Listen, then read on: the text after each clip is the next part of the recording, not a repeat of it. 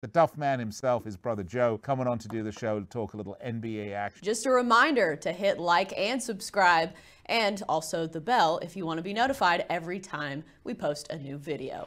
Those San Antonio Spurs against the Portland Trail Blazers, 22-28 for the Spurs. They're 22-27-1 against the spread. They're 5-5 in the last 10 on a 2-game losing streak. Both losses, though, in LA on the road, one to the Lakers, one to the Clips. They're 8-16 straight up, 13-10-1 against the spread on the road. Their total has gone over in 4 of their last 5 road games. And the Trail Blazers, 23-28. They're 6-4 in the last 10. They lost to the Nuggets. Their loss to the Nuggets snapped a little 4-game win streak they were on.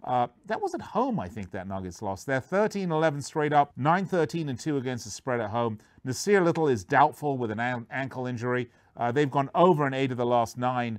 And they are 3-point home favorites, 232 total points. My first blush at this, Joe, is I thought that 3 was somewhat of a small number. Yeah, it probably is. Remember, the Spurs are in the middle. Well, they're actually at the beginning of their infamous rodeo trip that they have to take every year. It's a third of 8 straight road games for the Spurs. Portland, they're playing only their second game in 5 days, so one could certainly argue that the Trailblazers' legs should be a little bit fresher. The Blazers are playing, though, the first of back-to-back games. It's been according to my research, it's a little bit more effective if you look at the second game of back-to-back. I haven't found a huge advantage in the first game of a back-to-back, but if anyone has, inform me. I'll be more than happy to look at it and give you a credit if you have any angles that have to do with the first game of a back-to-back. What I really like here is, both of these teams are off of embarrassing games. When both teams are off of a loss of 25 or more, it goes over at an impressive 57.6% of the time. And, you could think